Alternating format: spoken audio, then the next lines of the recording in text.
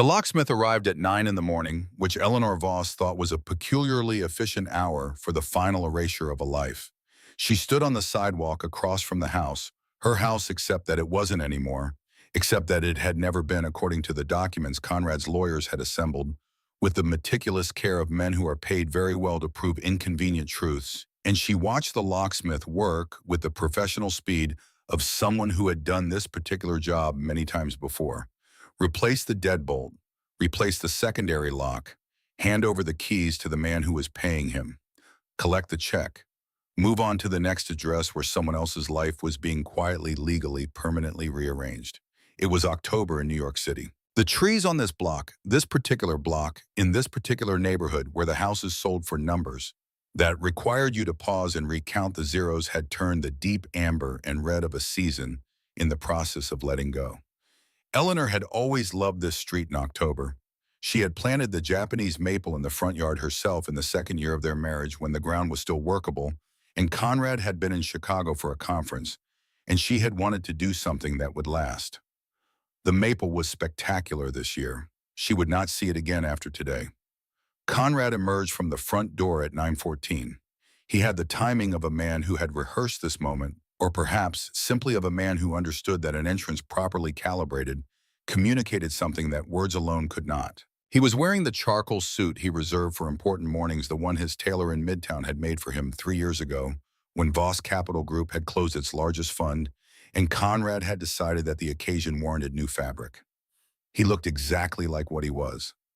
A man at the height of his power standing in the doorway of a house worth $2.8 million watching the last complication of a difficult chapter prepared to remove itself from his sightline.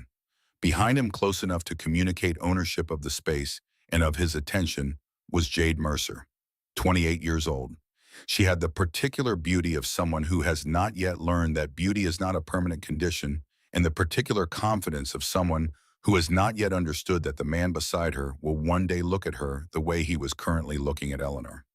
Mrs. Patton across the street had come to her front window. Eleanor could see her in her peripheral vision without looking directly, the slight movement of curtain, the stillness that followed. Mrs. Patton had been their neighbor for 16 years. She had attended their Christmas parties and their summer barbecues and the dinner they had hosted when Conrad was named to the board of the Downtown Business Alliance. She had sent a sympathy card when the divorce was announced. She had not called. The locksmith finished. He held out the new keys. Conrad took them with the slight nod of a man accepting something that was always rightfully his. Then he noticed Eleanor. His expression did not change in any dramatic way. That was one of the things about Conrad his face had become over 23 years of marriage, and whatever number of years of careful preparation for this specific outcome, a remarkably controlled instrument. He could communicate contempt without ever producing an expression that could be identified as contemptuous. He could deliver cruelty in a register so measured that the cruelty itself arrives slightly delayed, the way the sound of something breaking reaches you a half second after you see it fall. "Still here," he said, his voice carried across the quiet street with the easy projection of a man accustomed to being heard in large rooms. "I thought you'd have left by now." Eleanor said nothing. "No plan yet." He tilted his head slightly, the gesture of a man performing patience. "The settlement should cover a few months somewhere modest, if you're careful." He paused in the particular way of someone about to say the thing they have been building toward. "Though I suppose careful was never really your strong suit, was it? My lawyer said it plainly enough. Unemployable at 52, no recent work history, no references that haven't expired." He almost smiled. "You should have kept your hand in Sarah. You had 23 years to think about what happened if this didn't work out." He called her Sarah. He had done this since the divorce proceedings began, reverting to the name she had gone by before they married, as though the version of her that had existed in his life was already being archived, mislabeled, filed under a name that no longer belonged to the woman standing on the sidewalk with a suitcase in one hand and a cat carrier in the other. Her name was Eleanor. It had been Eleanor since she was born. She had gone by Sarah for 3 years in her early 30s for reasons that felt significant at the time, and now felt like a different person's story entirely. Mrs. Patton's curtain moved again. Jade Mercer said nothing. She was looking at Eleanor with the careful attention of someone trying to read a situation they don't fully understand. Eleanor recognized the expression. She had worn it herself many years ago, looking at the woman whose life she had not known she was stepping into. Eleanor shifted the cat carrier to her other hand. Inside Mina, her black cat, her 8-year-old companion, the only creature in her current life who offered affection without calculation, had gone still in the way cats go still when they sense that the humans around them are engaged in something significant. Mina had always been perceptive. It was one of the qualities Eleanor valued most in her. She looked at Conrad. She had been composing this moment for 6 weeks since the morning the settlement terms had been finalized, and she had understood fully, and without remaining illusion, the precise shape of what had been done to her. She had composted it and revised it and finally arrived at something that was not a speech, not an accusation, not a plea. Just a statement of fact delivered from a stillness she had been carefully building for exactly this purpose. "The divorce isn't over," she said. Conrad's expression did something small and controlled. "The papers are signed. The settlement is final." A pause. "You lost. My lawyers will destroy anything you try to mount, and the only person who suffers will be you, when you've spent what little you have on legal fees and ended up with nothing." He put the new keys in his jacket pocket. "Get off my property before I call the police." Eleanor picked up her suitcase. She adjusted Mina's carrier.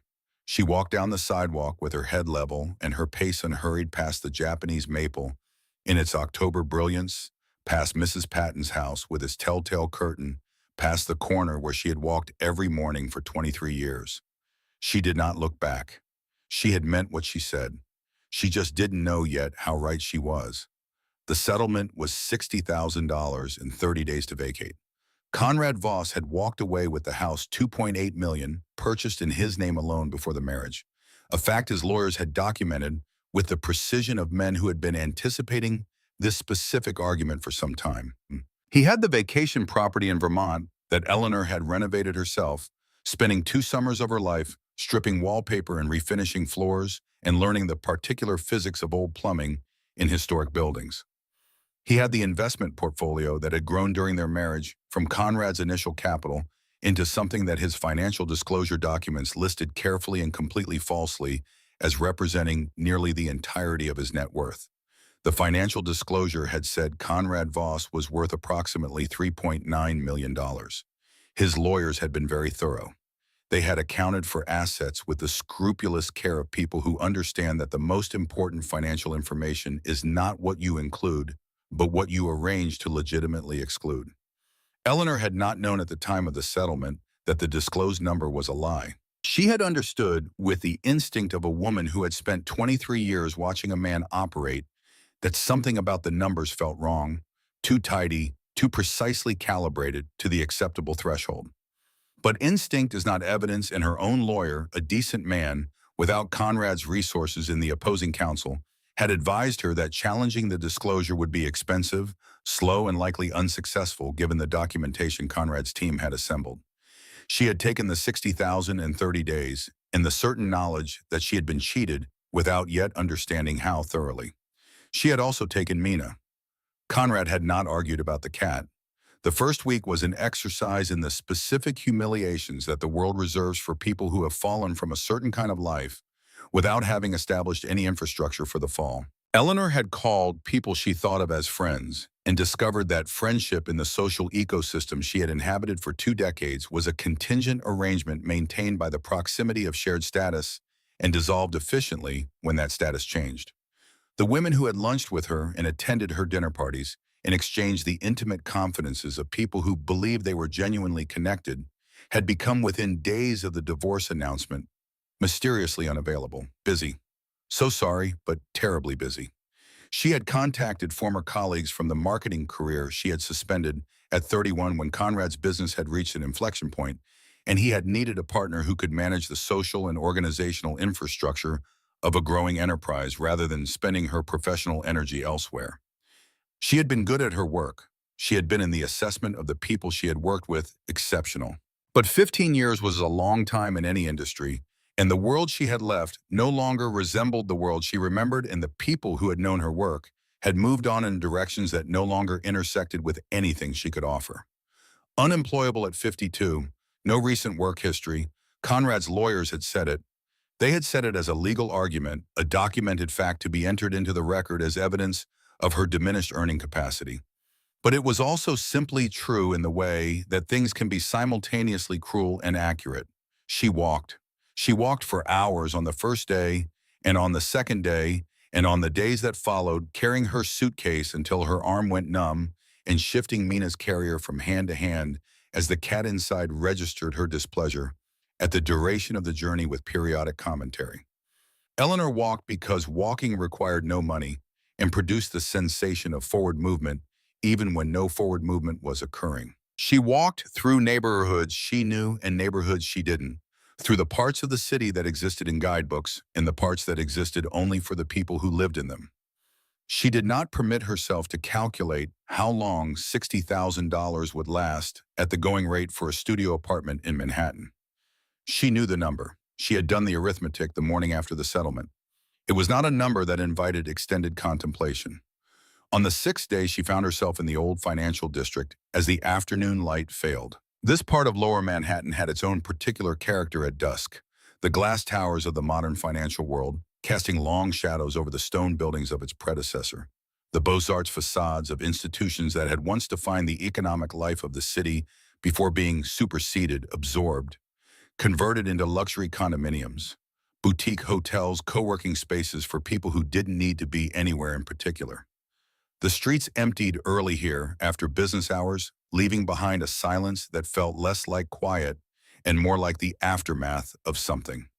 Eleanor sat on a bench outside the building that had, according to the modest bronze plaque on its facade, been constructed in 1924 as the home of the Alderton Merchant Bank. The bank itself had failed in 1974. She knew this without quite knowing how she knew it. The kind of historical fact that settles into the mind from some half-remembered reading and surfaces when the relevant architecture appears. The building had been converted to residential use in the late 1980s. 47 luxury units. The lobby visible through the glass doors was all marble and restoration lighting and the careful staging of old photographs that developers used to sell history as an amenity. Mina was restless. Eleanor opened the carrier a few inches and let the cat push her nose through the gap, sniffing the October air with the alert interest of a creature encountering a new set of information. "I know," Eleanor said. "I don't know either." The light was nearly gone. The temperature was dropping in the particular way of October evenings in New York, not dramatically, not the sudden cold of winter, but a steady withdrawal of warmth that reminded you that warmth was borrowed and the lender was beginning to ask for it back.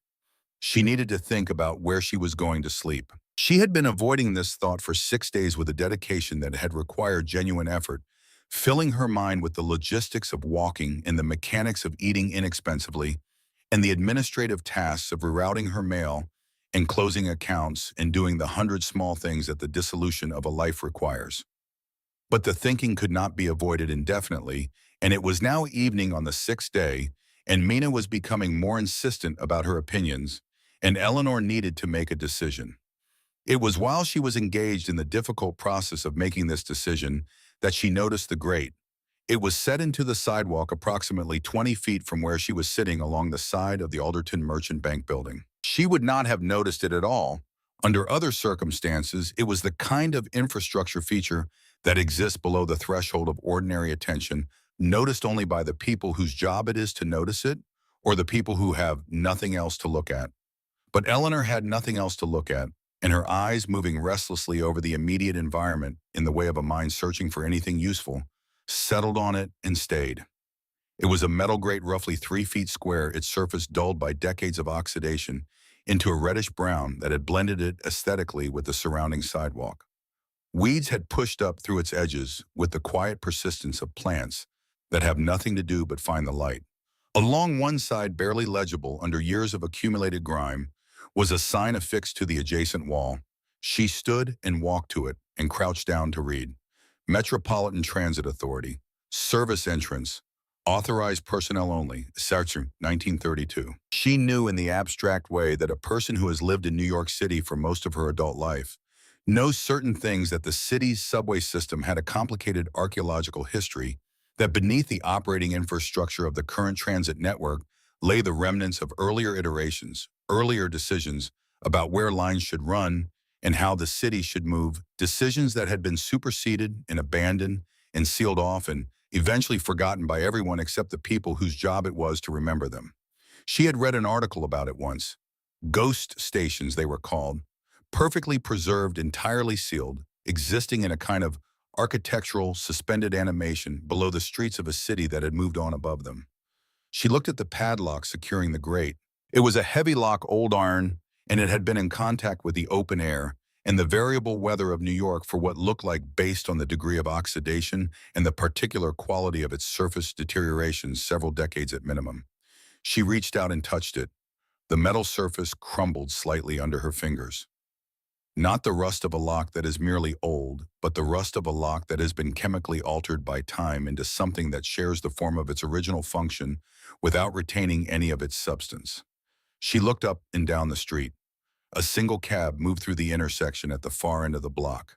No pedestrians. The nearest building entrance was 40 feet away, its doorman visible through the glass but facing inward. Eleanor Voss had spent 23 years making careful, considered decisions within the boundaries of the life she had chosen and the expectations of the man she had married. She had modulated her ambitions and her appetites and her instincts to fit within an architecture of someone else's design. She had been, by any external measure, an exemplary inhabitant of the life Conrad had provided, and she had maintained. She put her hand on the grate and pulled. The padlock gave way with less resistance than she had expected. Not breaking dramatically, but simply failing the internal mechanism too corroded to perform its function, separating from itself with a dull metallic sigh that seemed somehow appropriate to the moment. The grate itself was heavy, requiring both hands and the kind of effort that comes from a body that has been walking for 6 days and is operating on the specific fuel of desperation, but it moved. It swung upward on hinges that protested with a sound like a question being asked in a language no one had spoken for years. Below, concrete steps descending into darkness. Cool air rising from the depth, carrying with it the particular smell of spaces that have been sealed from the world for a long time, not unpleasant, not exactly, but dense with the compressed quality of air that has not been disturbed. Stone and old metal, and something that might have been beneath everything else, the ghost of oil and electricity from machines that had not run since before Eleanor was born. She looked at Mina. Mina looked back at her with the composed attention of a cat who has accepted that her person is about to do something unusual and has decided to reserve judgment until the outcome is known. "This is probably insane," Eleanor said. She reached into her bag for the small flashlight she had carried for 30 years, a habit from a practical childhood in a family where you kept certain things with you, because the alternative was finding yourself without them at the wrong moment. She picked up her suitcase. She picked up Mina's carrier. She went down the stairs. She counted 32 steps. The corridor at the bottom was arched, the ceiling, perhaps 8 feet high, the walls lined with white ceramic tile that glowed faintly in the flashlight beam. Not the glow of something new, but the glow of something that had once been tended and cared for, and then left alone long enough to forget the difference. The grout between the tiles was dark with age. Several tiles had cracked, but the majority remained intact, adhered to the walls with the commitment of good materials properly applied, still performing a century later the function they had been designed for. The air was cool, not cold cool in the way of spaces with a consistent underground temperature, the 40 or 50 degrees that the deep earth maintains, regardless of what the surface above it experiences. It was dry. That surprised her. She had expected moisture, the dampness of underground spaces that had been described to her in various contexts over the years. But the air here was dry and still, and carried no smell of mold or water damage. The corridor opened after perhaps 30 feet into a larger space. Eleanor's flashlight beam swept across it slowly, and she stood completely still for a long moment processing what she was seeing. The platform was approximately 200 feet long and 20 feet wide. White tile covered every surface wall, sealing the columns that rose at regular intervals from floor to ceiling, each one carrying the same ceramic cladding as the walls, each one fitted with a brass light fixture in the Art Deco style of the early 1930s. The fixtures were dark, their bulbs long since dead or removed, but the fixtures themselves remained elegant, unrusted, detailed with the decorative confidence of an era that believed public infrastructure should be beautiful as well as functional. On the walls at intervals hung the advertising boards of a vanished commercial world. A poster for a brand of cigarettes in the graphic style of 1943, the imagery bold and optimistic in the way of wartime advertising that needed to maintain confidence.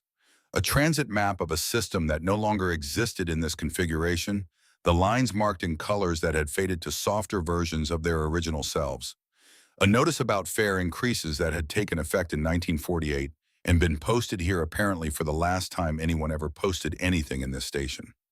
The far end of the platform opened into tunnel darkness where the tracks had once run. The tracks themselves were still in place, the iron rails laid into the concrete floor of the tunnel, extending into the dark in both directions, going nowhere that anything would ever go again. Mina pushed the door of her carrier open. Eleanor had not latched it properly. She hadn't been thinking about latching, and the cat stepped out onto the platform floor with the deliberate care of an animal encountering a new surface for the first time, testing each step before committing her weight to it. She sniffed the air. She walked 3 feet forward and sniffed again. Then she sat down, wrapped her tail around her feet, and looked up at Eleanor with an expression that communicated something very close to approval. Eleanor set down her suitcase. She set down the empty carrier.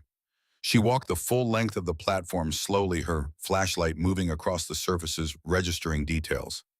No water damage visible anywhere. No structural cracks in the concrete. The tile adhesion appeared sound throughout. At the far end of the platform, a door marked Station Manager.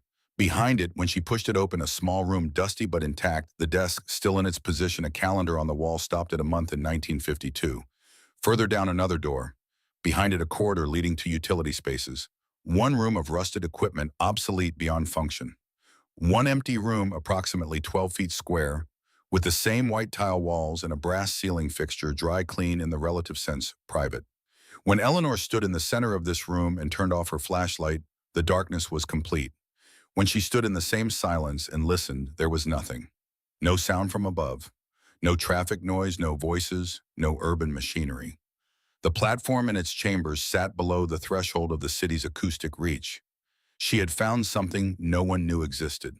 Or if they knew it existed, they had no reason to come here. She was below the surface of a city of 8 million people in a space that was effectively invisible, that had been sealed and forgotten, and left to simply be what it was, a piece of 1932 architecture, intact, dry, structurally sound, waiting in the dark for no one in particular.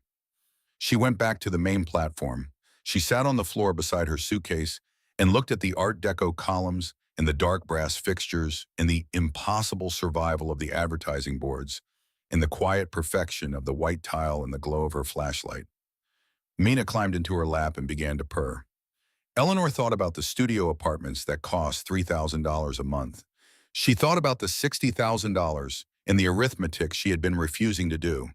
She thought about the women who were too busy to return her calls, and the former colleagues who no longer knew who she was, and the Japanese maple she would never see in October again. She thought about what Conrad had said on the sidewalk, about the kind of certainty that a man has when he believes he has reduced a problem to its simplest terms and removed it from his life. She had nowhere to go. That was the simple truth, stripped of everything else. She had nowhere to go, and she had approximately enough money to survive 18 months in a modest apartment, and after that she had nothing. No income, no prospects that she could see from where she was currently standing, no network, no platform from which to rebuild. Or, she looked at the platform. She looked at the dry floor and the sound tile and the 12-foot room with the closing door and the absolute silence of a space beneath the reach of everything above it. She thought about $60,000 lasting 18 months in the world above or lasting much, much longer in the world below. She was 52 years old and she had been called unemployable, and she had been standing on a sidewalk with a suitcase and a cat and the ashes of a life she had built carefully and well, and which had been taken from her with the legal precision of men whose expertise was exactly this kind of taking. "We're staying," she said to Mina. Mina had already known. The next morning she knew it was morning only because her phone told her so. Underground, the distinction between night and day existed only in the device in her pocket. Eleanor made a list. She had kept lists her entire adult life. She had kept them during the years when she ran the household, in the social calendar, and the quiet organizational infrastructure of Conrad's professional rise. She had kept them during the renovations and the dinner parties. and the charity board commitments, and the hundred other things she had managed with a competence so complete that it had been taken for granted so thoroughly that it had eventually become in the record of their marriage invisible. The list she made that morning in the flashlight glow of Alderton Station was the most practical list she had ever composed.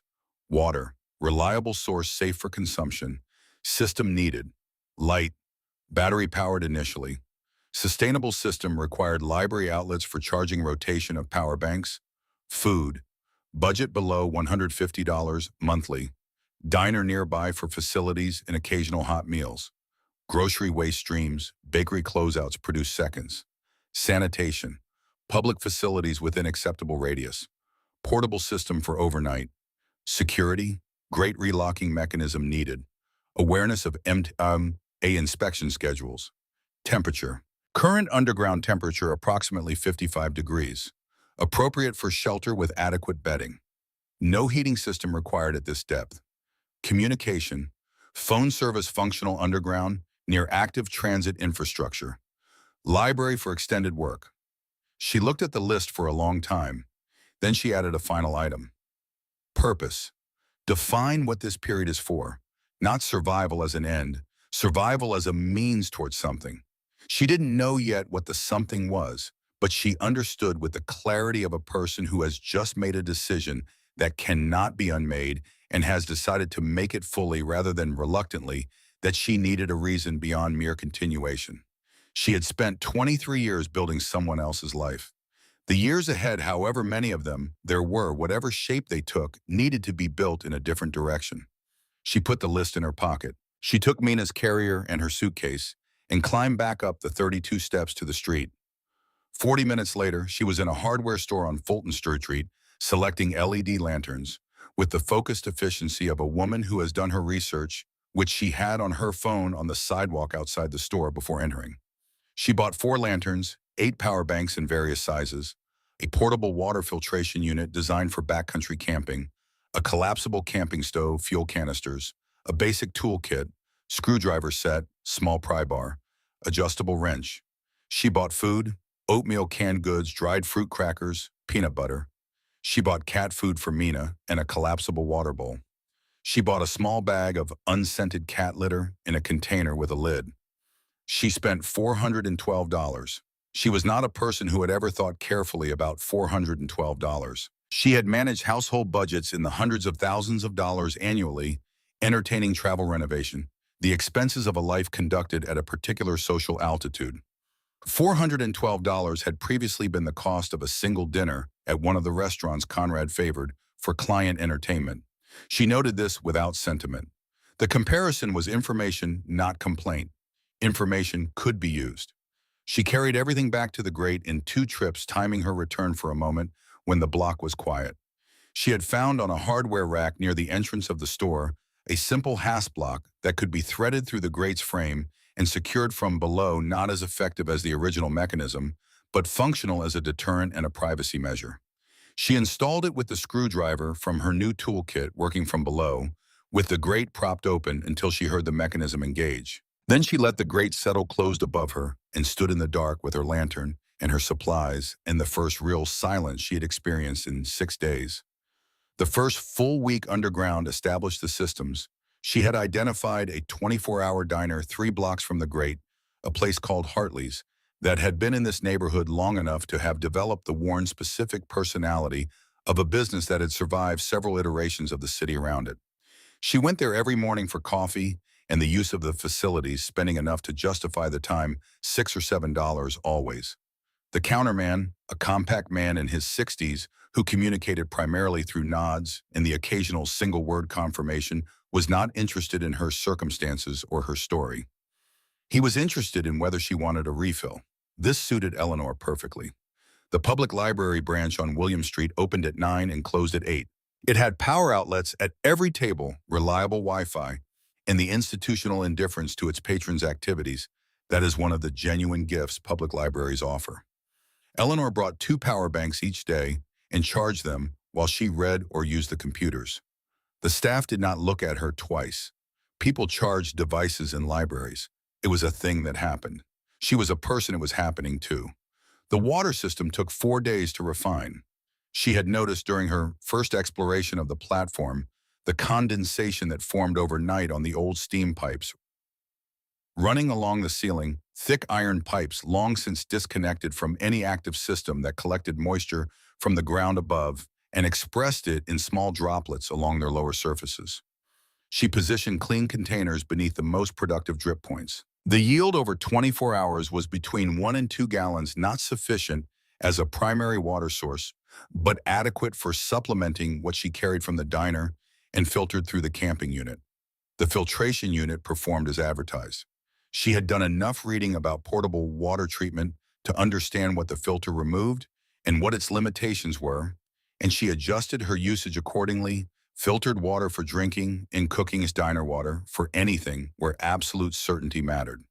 By the end of the second week, the room at the end of the utility corridor had become something that could, without irony, be called a bedroom. She had retrieved a mattress from the alley behind a furniture store 3 blocks away. The store had a regular Tuesday disposal she had observed of items returned or damaged or simply superseded by newer inventory, and she had treated it with a thoroughness that left her satisfied about its cleanliness. Bedding from a thrift store on Lower Broadway, a folding chair, a small crate repurposed as a nightstand on which she kept her phone charger and her current book, and a photograph she had removed from her suitcase, her parents taken sometime in the 1980s. A summer day somewhere, she no longer remembered both of them, squinting into the sun with the unself-conscious happiness of people who have not yet begun to worry about how the photograph will look. Mina approved of the mattress with the decisive enthusiasm of a cat who had been making do with less than her standards required and was pleased to have this situation corrected. At the end of the third week, Eleanor began cleaning the platform. She had been looking at it every day, the remarkable, impossible, accidental preservation of a piece of 1932 New York architecture sealed in the dark for 70 years. She had been looking at the grime on the tile and the dust on the brass fixtures and the decades of accumulated neglect that lay over everything like a coating of forgotten time. And she had been thinking in the way that people with certain minds cannot stop thinking about certain problems, about what lay underneath. She bought a supply of cleaning materials, tile cleanser, a grout brush, soft cloths, and she began at one end of the platform and worked toward the other, section by section. An hour a day, then 2. The method her mother had taught her, small consistent effort applied to a large problem, eventually dissolves the problem. You cannot clean a 200-foot platform in a day. You can clean 3 feet of it, then 3 more feet the next day. Mathematics of persistence. What emerged from beneath the grime was extraordinary. The tile work, which she had assumed was standard white subway tile, was not standard at all. The designers of Alderton Station had worked within the aesthetic vocabulary of the era's finest transit architecture, embedding into the white field a pattern of emerald green and gold that emerged as she cleaned section by section like a message becoming readable. Art Deco geometric motifs, the shapes of the early 20th century's most optimistic visual language, precise and intricate, running along the wall at waist height and rising in elaborated form around the column bases. It was, without exaggeration, beautiful. It was the kind of beauty that had been put into a public space in 1932 with the understanding that the people who passed through it every day deserved to move through beautiful things. She sat back on her heels at the end of the 6th cleaning session and looked at the 30 feet of revealed tile and felt something she hadn't felt in months. Not happiness exactly. Something older and more durable than happiness. Satisfaction. The particular satisfaction of work that reveals rather than produces of effort that shows you what was always there waiting for attention. She began photographing the progress. Not to share. She had no one to share them with, and the instinct toward documentation that she was acting on was older than social media and would have existed without it. She photographed because she wanted a record, because something was happening here that deserved to be witnessed, even if the only witness was herself. It was on a Tuesday, 14 days into the cleaning project, that she found the furniture. New York City generates with the reliable efficiency of a place where people are constantly arriving and departing and renegotiating their relationship with their possessions an extraordinary volume of discarded quality. Eleanor had read about this in theory, the phenomenon of high-value items left at the curb because moving them was inconvenient or selling them was time-consuming, or because the person discarding them had reached the stage of a transition where letting go was more important than extracting value. She had, in her previous life, passed such items without registering them as anything other than background detail. She registered them now. A sofa appeared on a Tuesday morning 3 blocks from the great leather mid-century, in its proportions the hide worn in a way that spoke of decades of use rather than neglect the frame solid under the surface damage. Eleanor examined it with the attention of someone who has been reading about furniture restoration at the library and has developed both the knowledge and the motivation to act on it. She cleaned it with a thoroughness she was applying to everything in her life at this moment and carried it piece by piece cushioned separately, taking 3 trips over 2 evenings when the street was quiet down the 32 steps. A brass floor lamp appeared outside a building on Nassau Street on a Friday. Its wiring needed replacement. She knew this from basic reading, and she replaced it on the platform floor with the toolkit and a length of lamp cord from the hardware store following instructions. She had looked up at the library, working slowly and then checking her work twice before connecting it to a power bank. When the light came on warm and steady, illuminating the clean section of tile and the sofa and the particular quality of a space being deliberately inhabited, Eleanor stood and looked at it for a long time. A painting appeared on a Thursday, a landscape oils, the paint cracked with age. The subject, a river scene she didn't recognize, the frame, chipped but structurally intact. She carried it down and hung it on the wall. Books appeared from a closing bookstore on Maiden Lane, boxes of them left outside with a note that said, "Take what you want." She took what she wanted. She built shelves from reclaimed lumber she found behind a building site and arranged the books on them in an order that made sense to her, organized by the logic of a reader rather than a librarian, grouped by the emotional kinship of their contents rather than their subject classification. By the end of the 6th week, Alderton Station was not a shelter. It was a home. Not a home in the way that the house on the tree-lined street had been a home, that had been a home designed by an architect and furnished by a decorator and maintained by staff and calibrated to communicate a specific form of arrival to everyone who entered it. This was a home in a different and older sense, a home made from attention and ingenuity and the daily practice of converting what was available into what was needed. A home where every object had been chosen by Eleanor herself for reasons that were entirely her own, with no reference to anyone else's taste or judgment or expectations. She sat on the mid-century sofa one evening. It was evening, her phone told her, though. Below ground, the distinction remained purely nominal, with Mina's warm weight against her leg, and a book open in her lap, and the brass lamp casting its circle of warmth over the clean tile, and the gallery of salvaged paintings, and the library wall, and the extraordinary survival of Alderton Station's 1932 architecture, and she felt something she had not felt in a very long time. She felt like herself. She had spent 23 years being a version of herself that had been curated for a specific purpose, the domestic and social engine of a man's professional ambitions, competent and invisible, sensual and unacknowledged. She had done this work well. She had done it in many ways brilliantly, and it had been taken from her account as though she had done nothing at all. But the skills that had made her good at that work, the organizational intelligence, the systematic problem solving, the ability to manage complexity without being overwhelmed by it, the patience to work on a problem over a long period of time without losing the thread, those skills had not been taken. They could not be taken. They were internal. They were hers. And now, for the first time, they were being applied in her own direction. 14 days into the 6th week, her phone rang. It was a number she didn't recognize. She let it go to voicemail.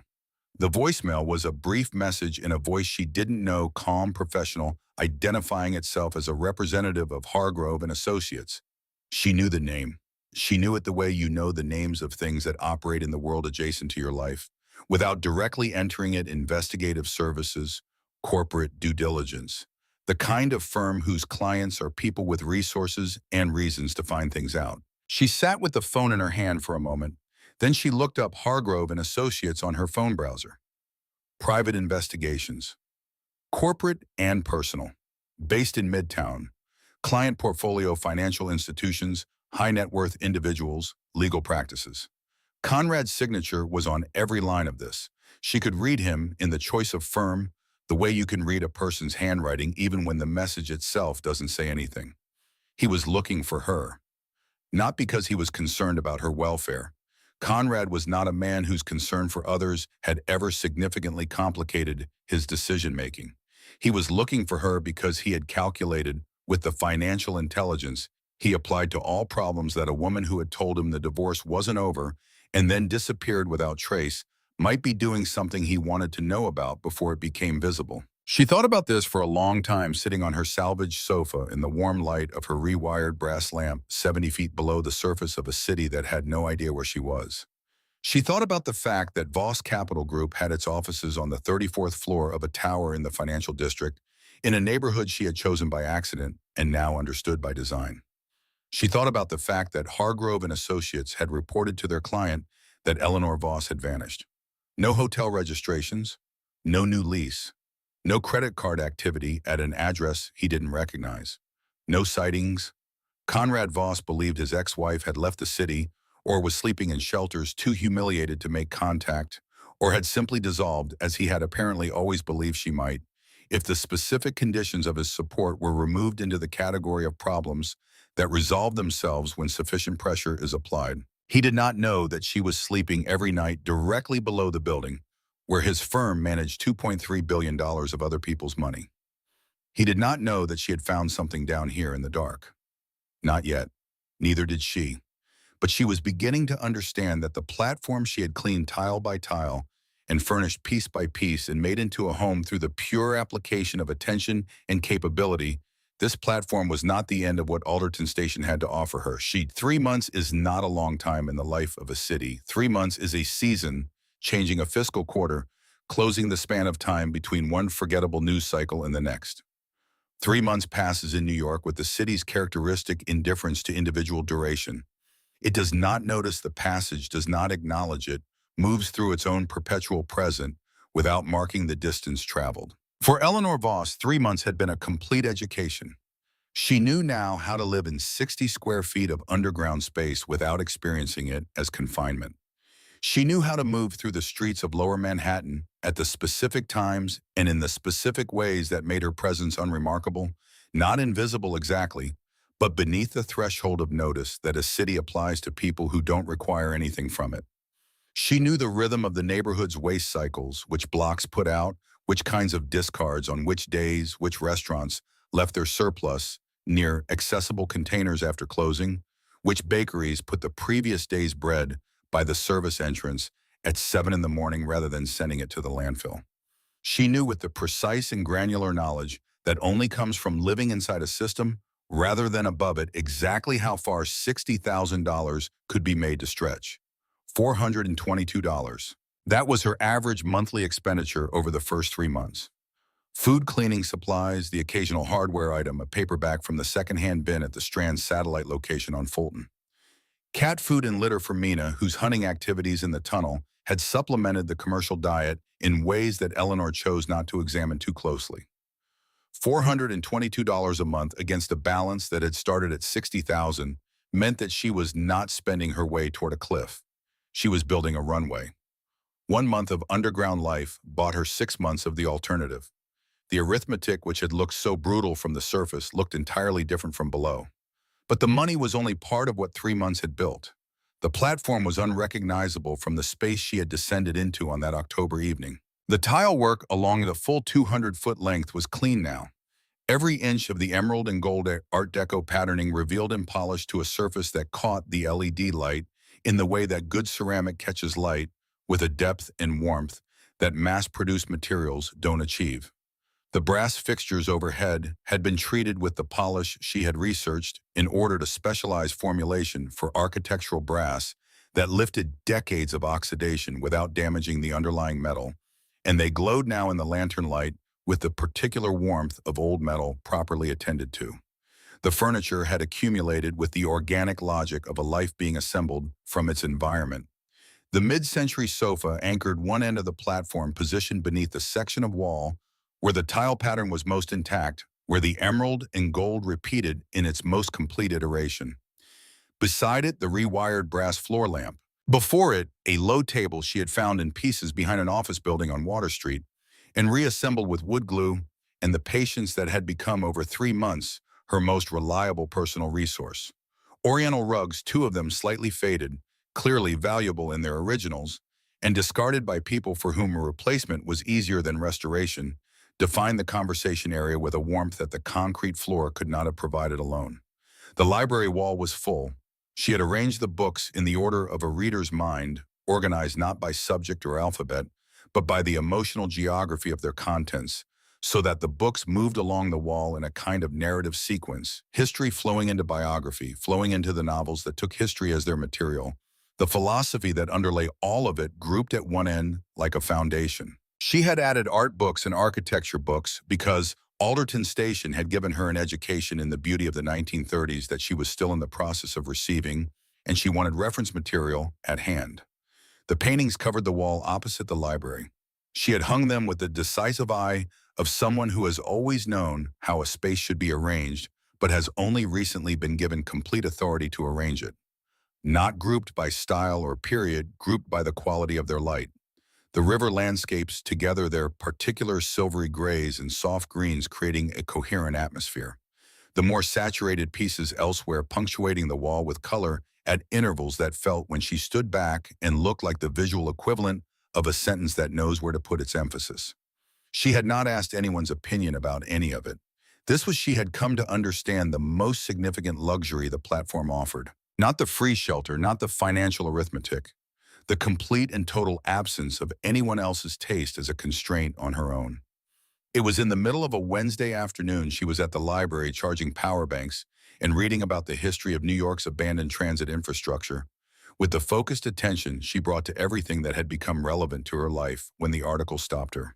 It was not the article she was looking for. She had been searching for information about the Alderton Merchant Bank, trying to understand the precise chronology of the building above her, when it had been built, when the station below had been in operation, when exactly the bank had failed and what had happened to its assets. She had found a reference in a 1974 Times article about the banking crisis of that year, and she was following the thread of related articles in the newspaper's digital archive, and her eye moved to the right side of the screen where the archive's algorithm offered related content. The related content included a profile from the current paper's business section, published 2 weeks ago.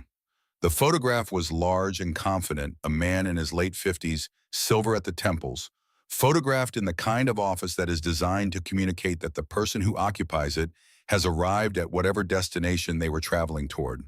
The headline, Voss Capital Group's Quiet Empire Builder. She read it. She read it slowly, the way she read everything now, not skimming, not processing for summary, but actually reading, taking in every word with the attention it contained. Conrad had given the interview with the measured graciousness of a man who has agreed to be profiled and wants to control the terms of that profile without appearing to control them. He spoke about his philosophy of investment and his vision for the firm and the community of clients he had assembled over 2 decades of careful relationship building. He spoke about integrity and patience and the long view that distinguishes serious capital management from short-term opportunism. He did not mention Eleanor. He did not mention the marriage. He did not mention the 23 years during which the social and organizational infrastructure of his professional life had been built and maintained by a woman whose contribution his legal team had subsequently documented as negligible. The reporter had described him as self-made. The word appeared twice. Eleanor read the article to the end. Then she closed the browser window and sat for a moment looking at the library table's surface. The grain of the wood, the slight warp at one edge where moisture had gotten to it years ago, the ring left by a coffee cup belonging to some patron she would never know. Then she opened a new browser window and returned to the Alderton Merchant Bank archive search. She had work to do. It was 11 days later on a Sunday evening that she found the panel. The far utility room, the one beyond the empty storage space, the one she had cataloged in her first week as containing rusted equipment of no apparent value and had subsequently not revisited, had developed a small water issue. Not a significant one, a thin seepage along the lower section of the eastern wall, barely visible, expressing itself as a dampness that collected in a narrow line at the wall's base. She had noticed it 3 days ago and had been monitoring it since, tracking the pattern of its appearance and recession through the tunnel's daily humidity cycle, trying to determine whether it was an active leak or a condensation pattern from an exterior source. She brought her toolkit. She brought two lanterns rather than one because the room was deep in the platform complex, and the shadows there had a density that one lantern couldn't fully address. She crouched along the eastern wall and ran her fingers along the seam between wall and floor, feeling for the specific quality of dampness that indicates active water movement versus surface moisture. The wall here was different from the main platform walls. The white tile that covered every other surface in the station stopped in this room approximately 4 feet above the floor. Below that height, along the eastern wall, only the surface was metal flat iron, sheeting bolted to the underlying concrete with hardware that was clearly of a different era than the rest of the station's construction. The bolts were hex head rather than the slotted screws used throughout the rest of the utility spaces. The panel itself was a darker gray than the surrounding concrete, its surface showing an oxidation pattern that was different from the general rust distribution of the room's equipment. She looked at it for a long time. Then she got out her pry bar. The bolts were corroded but not fused. She worked each one slowly, the penetrating oil she had in her toolkit applied, and allowed to work for 20 minutes before she attempted torque did what it was designed to do. The panel resisted, then gave the seal between metal and wall breaking, with the particular reluctance of something that has been closed for a very long time and does not recognize the legitimacy of being opened. She pulled the panel away from the wall. Behind it was a cavity in the concrete approximately 4 feet wide and 4 feet tall, and in that cavity, set flush with the concrete surround, was a door. Not a utilitarian door, not the kind of door you would expect to find in a utility room in a subway station. A heavy iron door with a recessed handle and centered in its face a combination dial. The dial was 3 inches in diameter, black, with white gradation marks, the numbers running from 0 to 100 in increments of 5, the mechanism's quality evident, even from a distance in the precision of its construction. Centered above the dial, cast into the metal of the door, in raised letters that had oxidized to a soft brown, Diebold. Below that, smaller, Canton, Ohio. Eleanor sat back on her heels and looked at Doanden. She knew the name. She had encountered it in her transit infrastructure research. Diebold was one of the major American vault manufacturers of the mid-20th century, producing security equipment for banks and financial institutions throughout the post-war period. Their mechanical combination locks were considered in their era among the most reliable in the industry. She was looking at a bank vault door, embedded in the wall of a utility room in an abandoned subway station beneath a building that had from 1924 to 1974 housed the Alderton Merchant Bank. She reached out and touched the dial. It moved under her finger, not freely, but with the resistance of a mechanism that is operational rather than seized. The internal components were intact. The vault had not been forced, had not been opened from the outside, had not been compromised in any way visible from the exterior. It had simply been sealed here 50 years ago and forgotten. She replaced the panel carefully. She secured it with 2 of the bolts loosely so she could remove them again without the penetrating oil, and she went to her platform and sat on her sofa and looked at the clean tile work and thought for a very long time. The next morning she was at the library when it opened. The research she needed to do had 2 tracks, and she pursued them simultaneously with the organizational efficiency of someone who has learned to get maximum yield from limited library hours. The first track was the history of the Alderton Merchant Bank, its founding, its operations, its failure, and specifically the disposition of its assets and records in the aftermath of that failure. She found the bank's obituary in the Times archive, a 1974 article about the banking crisis of that year, which had brought down several mid-sized New York financial institutions as a combination of the decade's economic pressures and what the reporter carefully described as aggressive and at times creative interpretations of regulatory requirements. The Alderton Merchant Bank had been one of the casualties, acquired by a larger institution in a FDIC-assisted transaction. Its customer accounts transferred, its physical assets sold, or liquidated, its records theoretically transferred to the acquiring institution's archives. Theoretically. Eleanor knew from 23 years of managing the organizational reality of a complex institution that there was a significant gap between theoretical record-keeping procedures and what actually happened during the urgent, underfunded, frequently chaotic process of an institutional failure. Records got lost, files got misfiled, boxes got sealed and moved to storage and never opened again.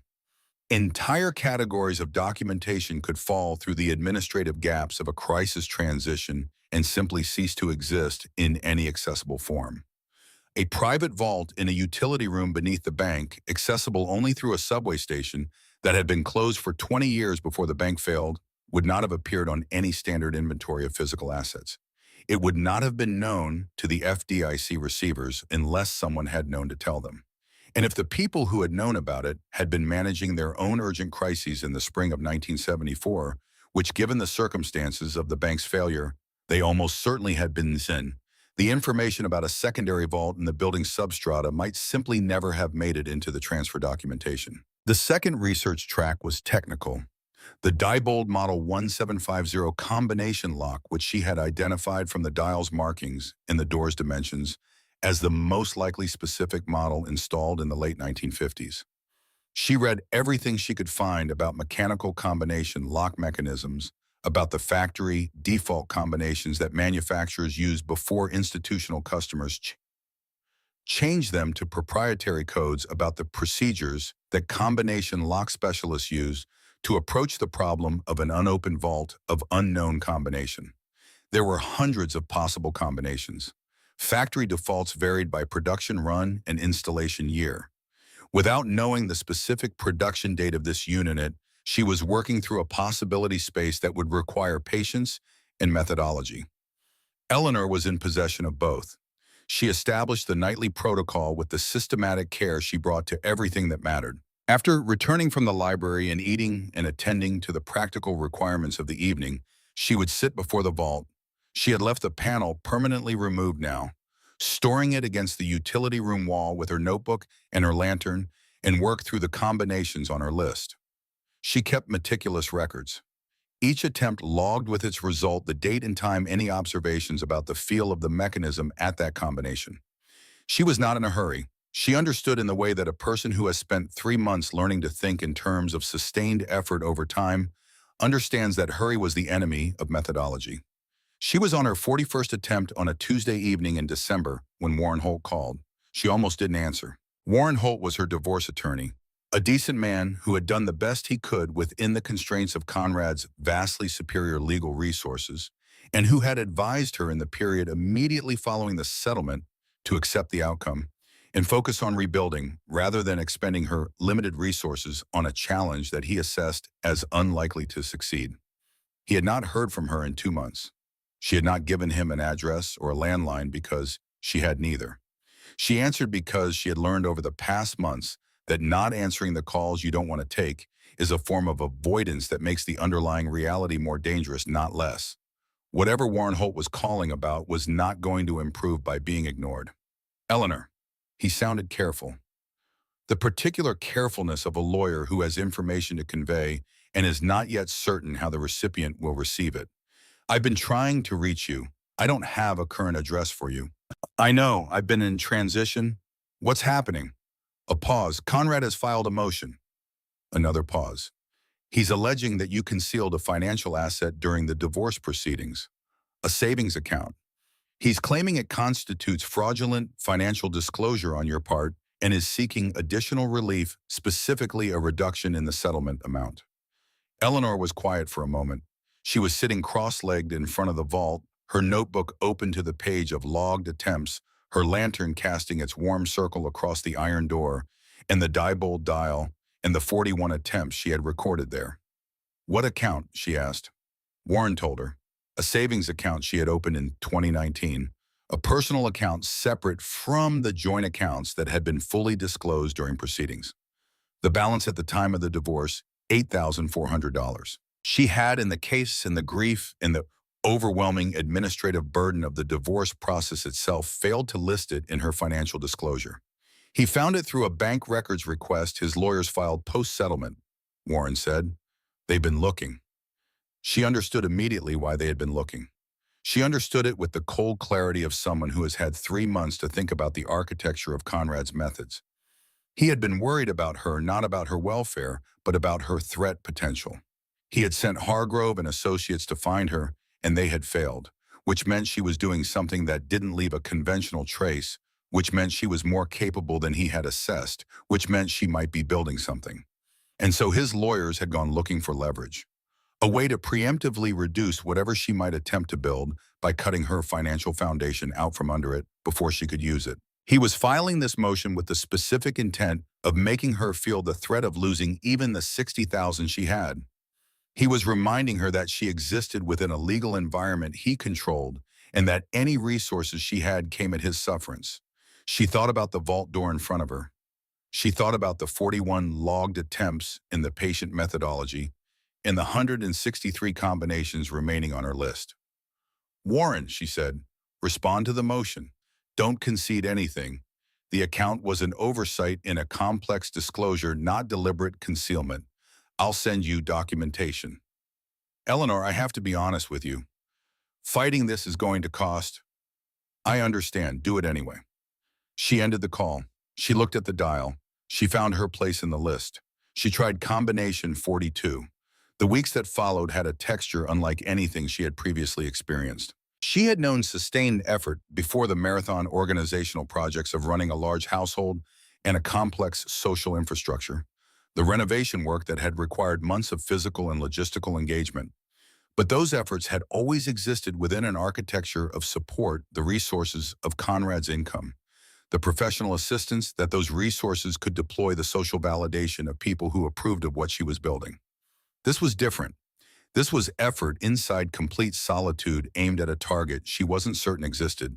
Using methodology she had constructed herself from library research and first principles, with no one to confirm that she was proceeding correctly and no one to tell her if she was wasting her time. Some evenings the doubt was louder than others. She had learned to treat it the way she treated the tunnel's ambient temperature, a consistent background condition that required appropriate clothing but not alarm. You dressed for the cold. You worked through the doubt. The underlying problem remained unchanged by either. She tried 30 combinations in a week, 40 in the next 2 weeks when she extended her evening sessions. She logged everything. She noted when the mechanism's field changed at specific numbers, the slight variation in resistance that suggested the tumbler was engaging even if the combination wasn't complete. She cross-referenced these observations with the technical documentation she had found about Diebold's manufacturing specifications, building a map of the lock's internal logic from the outside. On a Thursday evening in January, in the 63rd attempt, she turned the dial through the final number in the sequence. The mechanism released. It was not a dramatic sound. She had expected somewhere in her imagination something more conclusive, a significant clunk, the solid declaration of a system surrendering. What she heard was quieter than that. A series of small internal adjustments, the tumblers finding their alignment, the bolts retracting in sequence. And then the handle turned. Eleanor held the door open and held her lantern forward and looked at what was inside. The vault was approximately 3 feet deep and 4 feet wide and 4 feet tall. It was lined with shelving of the same vintage as the door, solid utilitarian metal constructed to hold weight and resist moisture. The shelves were full, metal document boxes, each approximately the size of a shoebox, stacked in careful rows. She counted them, 14 boxes each, sealed with a simple clasp, each labeled with a handwritten tag in a clear formal hand. The labels were dated, the earliest 1962, the latest 1973. She pulled out the first box. She opened the clasp. Inside, paper files neatly organized, the paper yellowed at the edges, but intact and legible, the ink faded but readable. She lifted the first file. The header read, "Transaction Record Offshore Account Maintenance, Client Alderton Merchant Bank, Trust Services." She put that file down and opened the next one. Correspondence Trust Services Division. And the one after that. Client Ledger Private Accounts 1968 to 1971. She understood before she had opened the fourth file what she was looking at.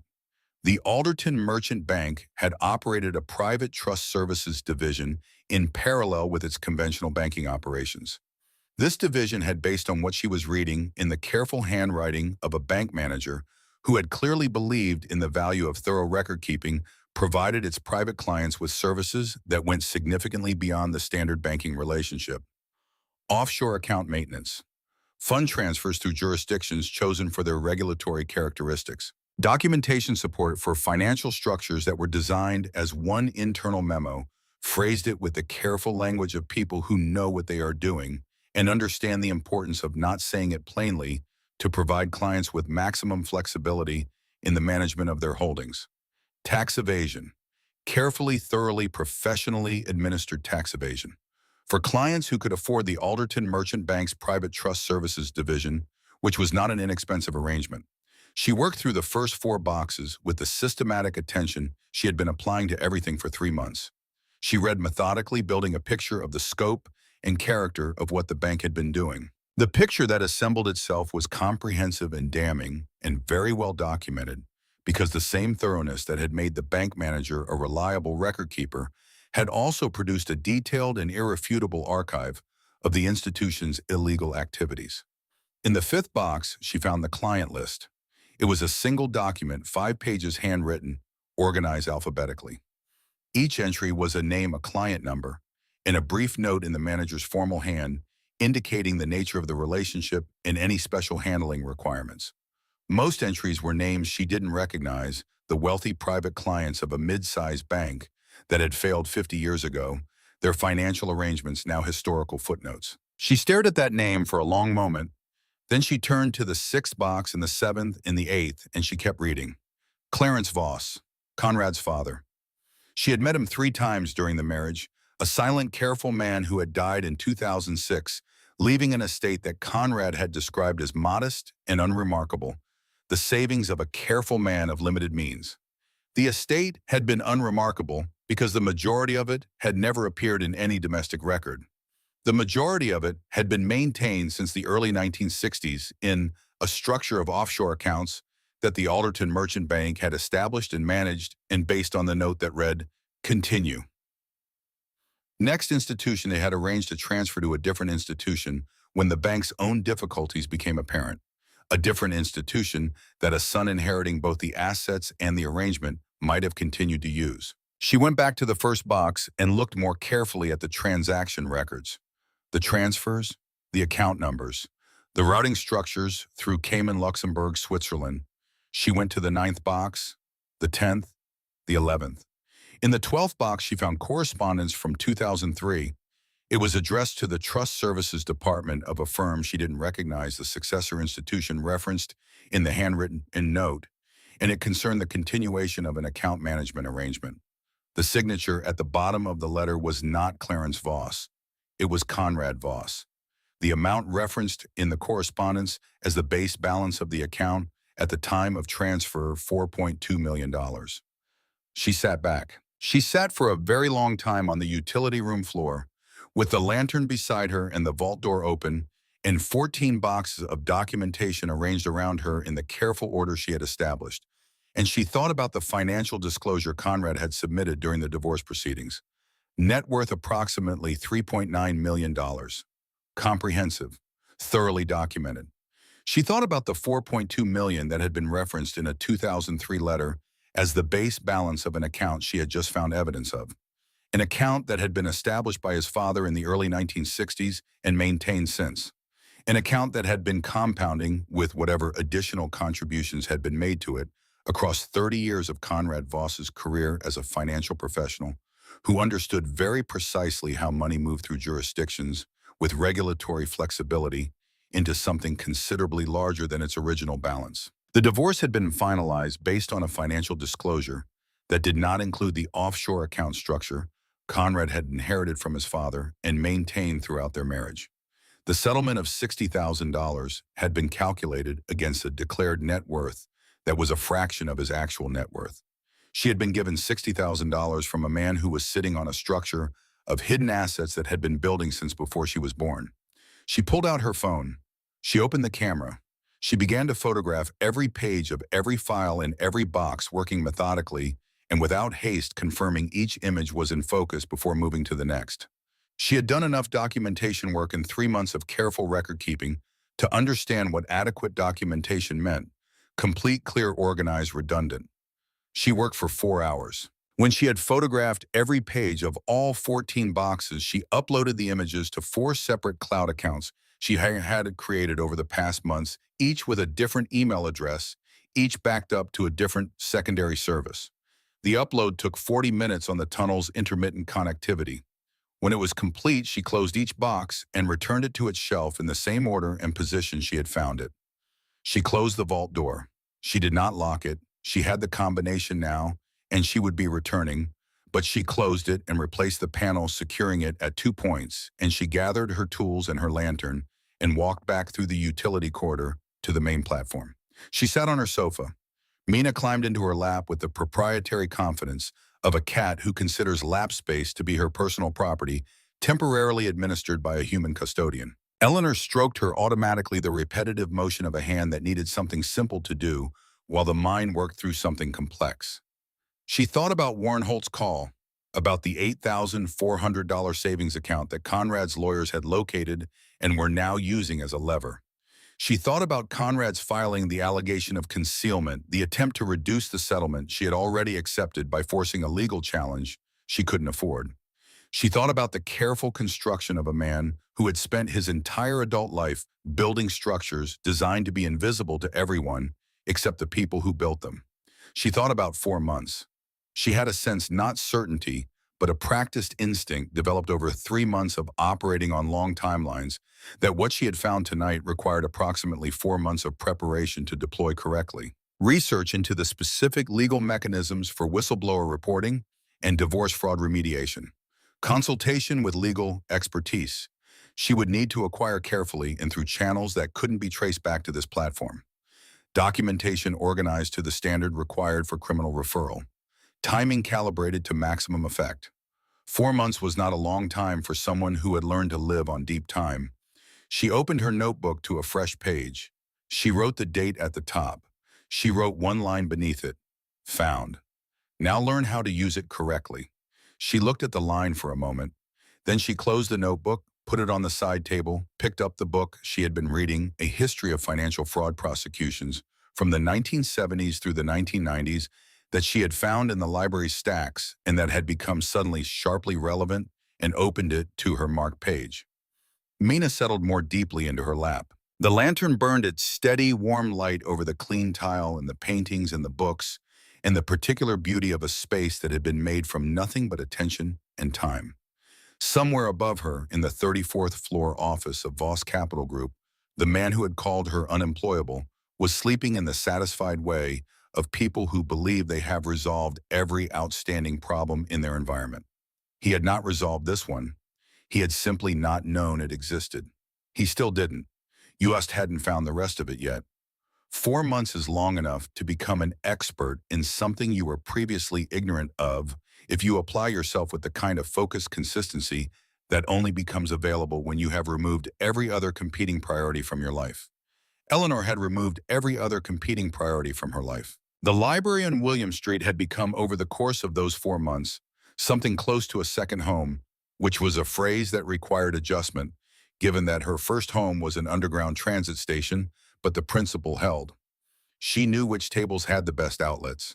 She knew which librarians worked, which shifts, and which of them were likely to notice if she occupied a research carrel for 6 hours without a break, and which of them had developed the professional disinterest that long public service produces as a kind of self-protective adaptation.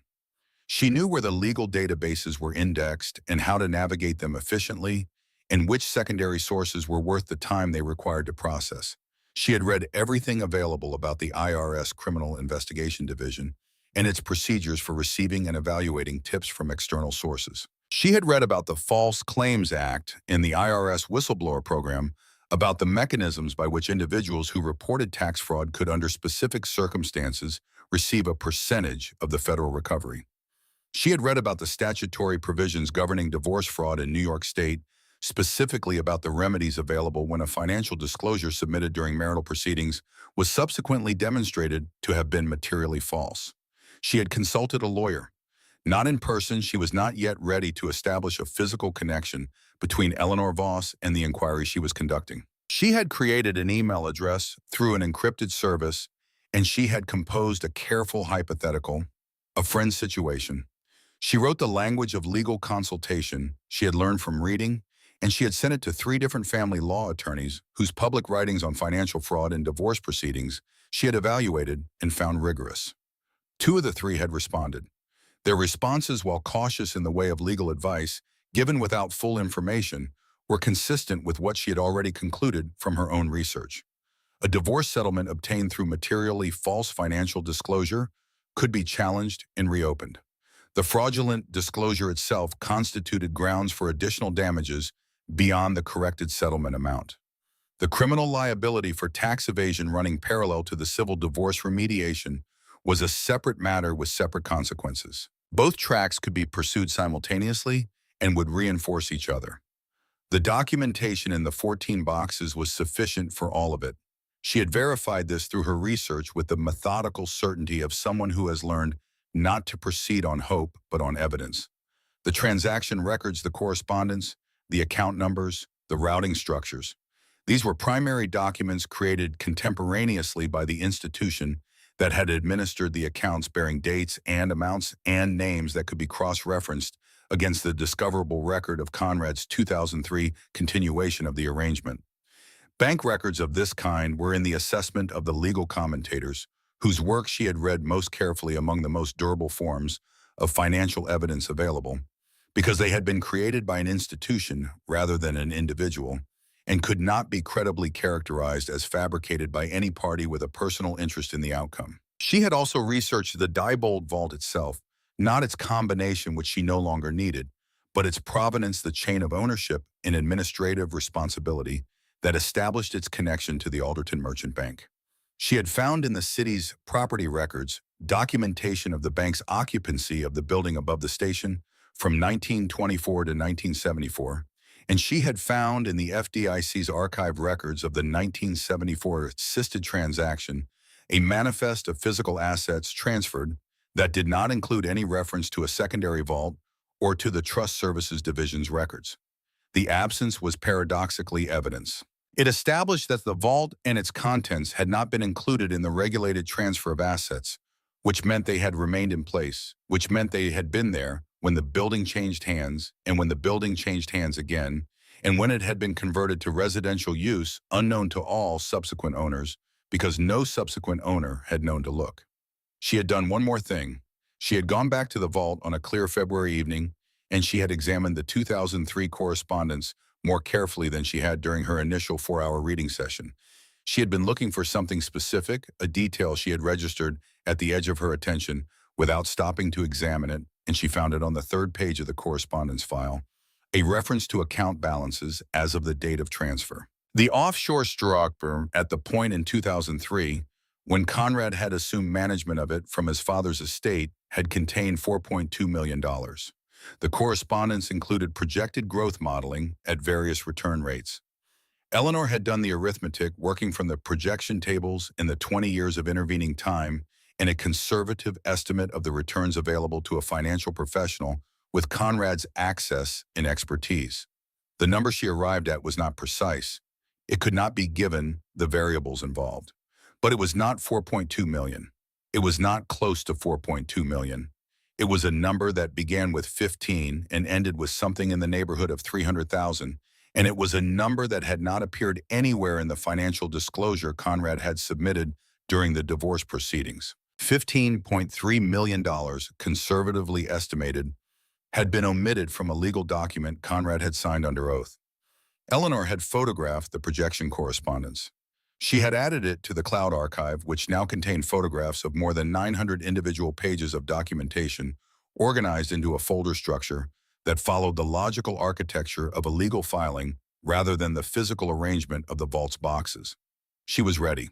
The 4 packages were assembled on a Tuesday in March at the library on William Street using a computer she had used intermittently for 4 months and which connected to the library's institutional network rather than any account that could be traced to her. She printed the documentation, not all 900 pages, but the key documents, the transaction records, the account correspondence, the client ledger entries bearing Conrad's name, the 2003 continuation correspondence, and a 12-page summary she had written herself that organized the evidence chronologically and cross-referenced the documented offshore balances against the sworn financial disclosure from the divorce proceedings.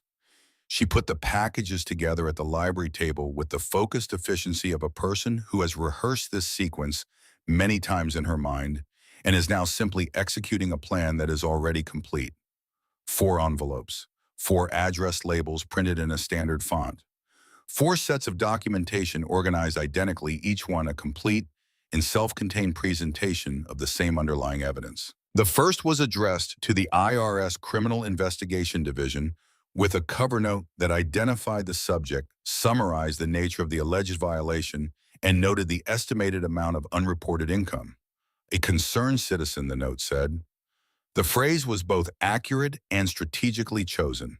Anonymous tips to federal agencies were legitimate inputs into investigative processes, not violations of any obligation she might have had, and the anonymity itself was legal and unremarkable. The second was addressed to the New York State Tax Authority. The third was addressed to Warren Holt, her divorce attorney, with a cover note that was rather more direct than the first two. Warren. The enclosed documents constitute evidence that Conrad Voss committed fraudulent financial disclosure during the proceedings of our divorce. The offshore accounts documented here were not included in his sworn financial statement. The corrected net worth is approximately $15 million. Please file immediately to reopen the settlement. Evidence enclosed. EV. The fourth was addressed to the United States Attorney's Office for the Southern District of New York, which had jurisdiction over financial crimes of this kind and which she had researched thoroughly enough to understand would be the most consequential of the 4 destinations if its recipients judged the evidence sufficient to act. She sealed each envelope. She addressed each label. She drove to a post office in a neighborhood she had not previously visited, 3 subway stops from the financial district, far enough to break any geographic pattern that might connect the mailing location to her known area of activity, and she sent all 4 via certified mail with return receipt. Then she went back to Alderton Station and made coffee and gave Mina her dinner and sat on the sofa and read for 3 hours. The waiting was the part she had thought about most during the preparation months. She had understood from the outset that the process she was initiating was not a fast one. Federal investigations did not move quickly. Legal filings did not resolve quickly. The arc of institutional response to evidence of financial crime, however compelling the evidence, operated on timelines that individual impatience could not accelerate. She had also understood something else, something she had arrived at through the specific education of living underground for 6 months, without any of the external validations that had previously structured her sense of time and progress. Waiting is not passive when you are using the waiting well. The weeks between sending the packages and whatever response eventually came were not empty weeks. They were weeks in which she could continue to build the platform of her own reconstruction in ways that had nothing to do with Conrad and everything to do with who she intended to be when this was over. She had been writing. This had begun as journaling, the private documentation of an experience she was not yet ready to share, the need to process what was happening to her in a form more permanent than thought. But it had evolved over the months into something more intentional. She was writing about Alderton Station, about the process of its transformation, about the specific techniques she had used, and the problems she had solved, and the particular beauty of a space being restored by someone who understood what it had been and wanted to return it to that condition for its own sake, rather than for any commercial or professional purpose. She was also writing about the bigger thing, about what it meant to lose a life and find oneself below the surface of everything, literally in her case, and discover there in the underground a capacity for construction that had been present all along and simply never required this specific kind of exercise. She was writing about the gap between what the world had told her she was worth and what the evidence of her own daily competence demonstrated she was actually capable of. She was writing carefully, honestly, without the self-pity that she had no patience for, and without the triumphalism that would require an outcome she didn't yet have. The writing was for herself. It had always been for herself. But as the weeks passed and the document grew longer and more considered, she became aware that it might also be for someone else, for the specific category of person who had been in the position she had been in and needed to read the account of someone who had found a way through it. She filed that awareness in the same place she filed everything that would become useful later, and she kept writing. 6 weeks after she mailed the packages, she was at the library on a Wednesday morning, occupying her usual carrel with a power bank plugged in and a legal history open in front of her, when she opened the news browser, as she did every morning, to scan the financial and legal sections. The headline was in the business section. Not front page, not yet, but positioned prominently with the particular placement that newspapers use for stories they understand are significant without yet knowing how significant. Voss Capital Group's CEO arrested on federal tax fraud charges. She read the article. Federal agents had arrived at the offices of Voss Capital Group at 9 in the morning. The arrest had been conducted with the procedural efficiency that federal financial crime arrests are conducted when the evidence is substantial and the outcome is not in doubt quickly, specifically without the dramatic excess of operations where agents are compensating for uncertainty with visible force. Conrad had been taken from his office. His assistant had apparently attempted to call his lawyer and been unable to reach anyone for 40 minutes, during which time Conrad had sat in a conference room with two federal agents and said nothing, which was the correct legal response to the situation and the only competent decision he made that morning. His accounts had been frozen. The offices had been secured pending a document review. His lawyer, the expensive midtown firm that had been so creative and thorough during the divorce proceedings, had issued a statement, Mr. Voss maintains his innocence and intends to fully cooperate with any legitimate inquiry while vigorously contesting what he believes to be a significant mischaracterization of his financial practices. The statement had the particular tone of legal language deployed in conditions where the legal situation is worse than the language is designed to convey. She read the article to the end, then she read it again. Then she closed the browser, unplugged her power bank, gathered her belongings, and walked back to the station entrance with the unhurried pace of someone who is engaged in a private experience that has no outward manifestation visible to the people she passes on the street. She went down the 32 steps. She sat on her sofa. She looked at the clean tile and the paintings and the books and the brass lamp and the full and complicated life of a space she had built from nothing, and she allowed herself for approximately 5 minutes to feel the full weight of what had just happened. Then she picked up her phone and called Warren Holt. He answered on the second ring. Eleanor. His voice had the quality of someone who has been waiting for a specific call and is relieved to finally receive it. Where are you? And I've been trying to reach you for 2 weeks. I know, I've been unavailable. What's happening? What's happening? Warren said, and she could hear him assembling his professional composure around what was clearly genuine agitation. Is that you sent me the most extraordinary package of evidence I have received in 22 years of family law practice, and I need you to tell me where you got it, and then I need you to authorize me to file the most aggressive motion I have ever filed in any proceeding. File it, she said. The source is not something I'm ready to discuss. Does the source affect the admissibility? A pause. The evidence itself, bank records, correspondence, account documentation is admissible regardless of how it was obtained by a private party as long as it's authentic. And Eleanor, it's clearly authentic. I've had 2 forensic document specialists look at the materials you sent. The paper, the ink, the typeface, the institutional formats. Everything is consistent with documents produced by the Alderton Merchant Bank in the periods indicated. This wasn't manufactured. This was found. Then file, she said.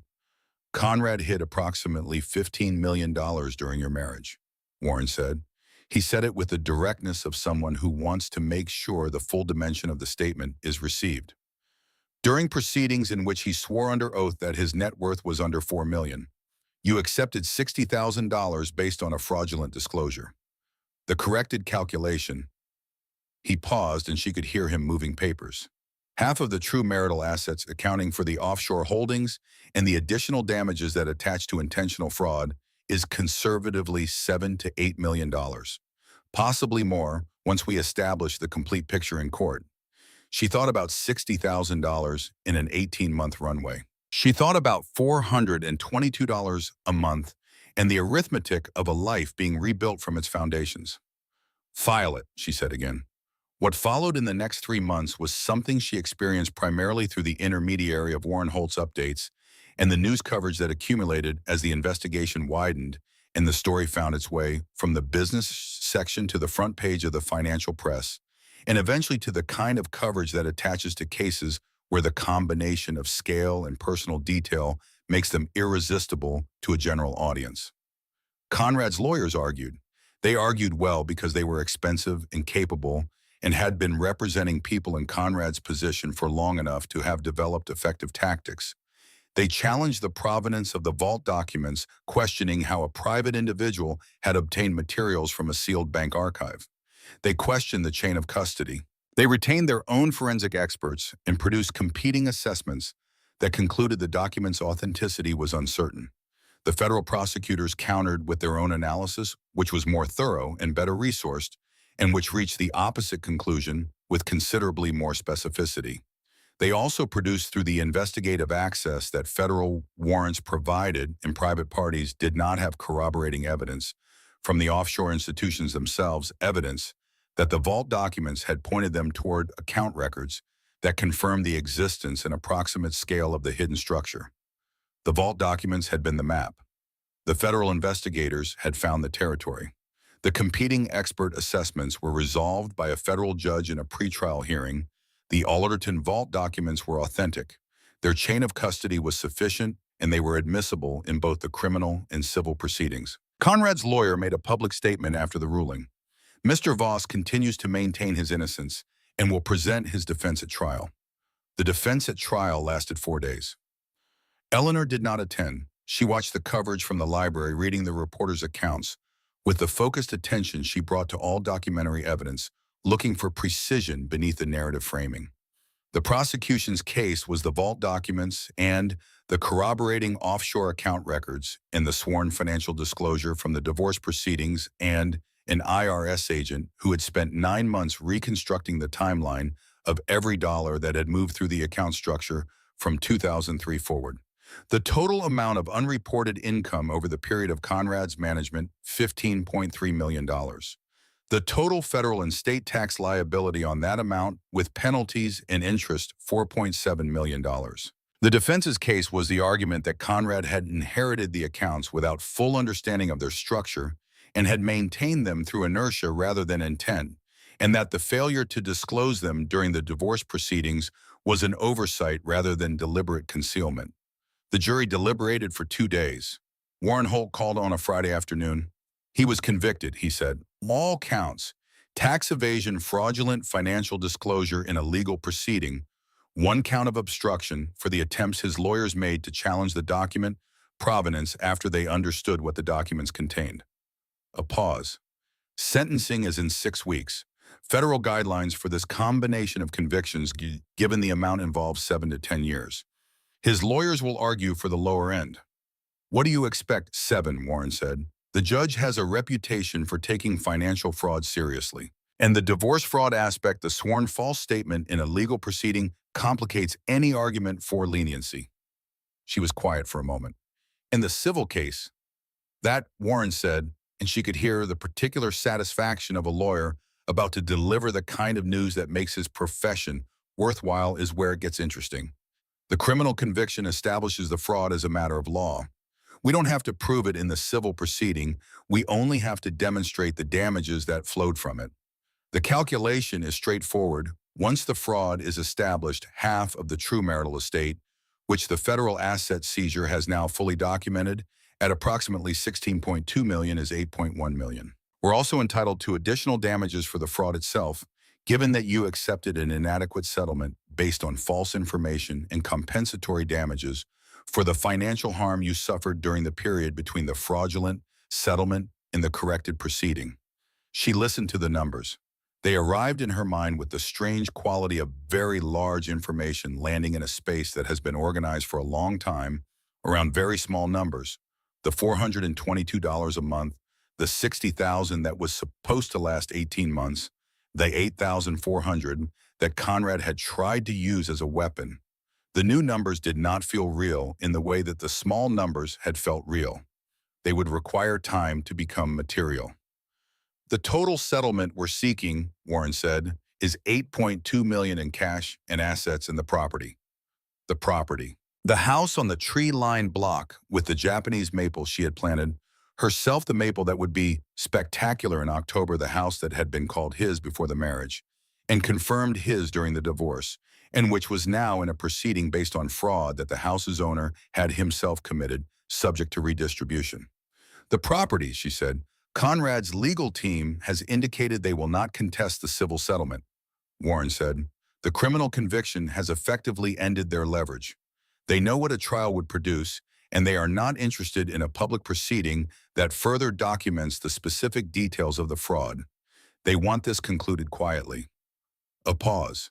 The proposed settlement is $8.2 million in liquid assets in a transfer of the residential property at full assessed value. Eleanor was sitting on her sofa when this call came. Mina was in her usual position, settled into the space between Eleanor's left hip and the sofa's arm, radiating the specific warmth of a cat who has found an arrangement she considers optimal and intends to maintain. The brass lamp was on. The tile work gleamed in its full emerald and gold along the walls. The library was full. The paintings were hung. The station was exactly what she had made, it exactly what it had become through 7 months of daily attention and the application of every skill she had ever developed to a problem that was entirely her own. She thought about the Japanese maple. She thought about October.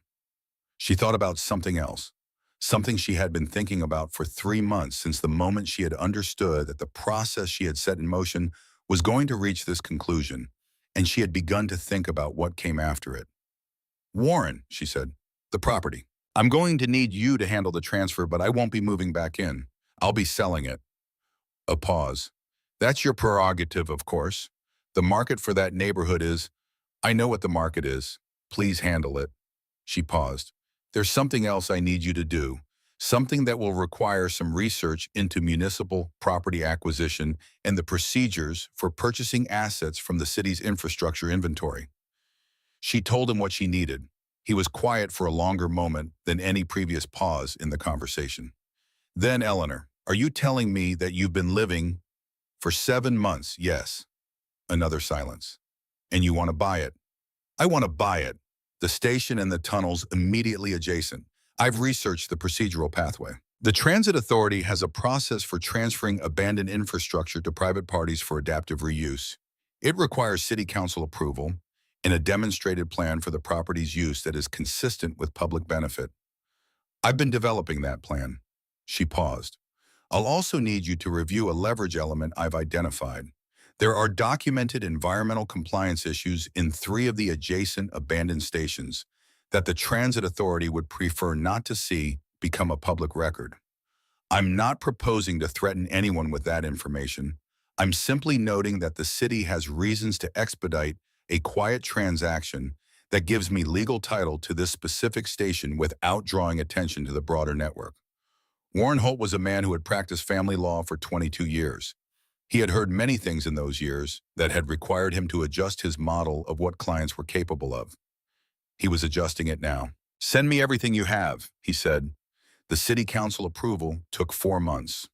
The Transit Authority's willingness to expedite a quiet transaction, as Eleanor had accurately assessed, was considerable given the alternative. Frank Aldred, the official responsible for unused municipal properties, signed the transfer documents on a Thursday morning in the fall, 1 year after Eleanor had descended 32 steps into Alderton Station for the first time. The purchase price was $2.1 million. Alderton Station and the tunnels directly connected to it now belonged to Eleanor Voss. She hired architects. She had been thinking about what she wanted to do with the space for 4 months, and she had been specific in her thinking, not designing in the technical sense, but understanding the principles of what the space was and what it could become and what it would be for. She had read about adaptive reuse, about the transformation of historic industrial and commercial spaces into contemporary cultural uses, about the particular challenges and particular gifts of underground architecture. She had thought about Alderton Station as it was, the 200-foot platform, the utility rooms, the tunnel access, and about what it contained that was irreplaceable and what it needed that it currently lacked. The architects she selected were a small firm she had identified through her reading, 2 women in their 40s who had built a practice around exactly this kind of project, who understood that the most important design decisions in adaptive reuse were the decisions about what not to change. She showed them everything: the clean tile, the brass fixtures, the utility rooms she had organized, the tunnel extensions that reached in both directions into the adjacent abandoned sections of the old transit network. They walked the full space 3 times before saying much of anything. Then the senior partner, a spare and precise woman named Avery, stood in the center of the platform under the dark brass fixtures and looked at the full length of Eleanor's cleaned and polished tile work and said quietly, "You understand what you have here?" "I think so," Eleanor said.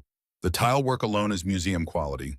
There are 3 transit systems in Europe that would have paid for a restoration of this quality. Avery walked to the nearest column and ran her hand along the surface. This was done by one person.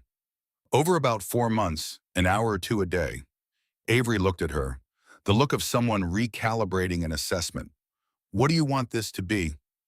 Eleanor had been ready for this question. She had been preparing her answer for months, not in the sense of composing a speech, but in the sense of understanding through the long, banging process of living inside a space and learning what the space wanted to be. A performance space, she said. The platform 200 seats, flexible configuration, acoustic properties that the tile work will enhance rather than compromise. Studio spaces for artists in the utility rooms, working studios, not display spaces. Residency program. Gallery in the tunnel extensions, rotating exhibitions. She paused. And one room that stays exactly as it is. Avery raised an eyebrow.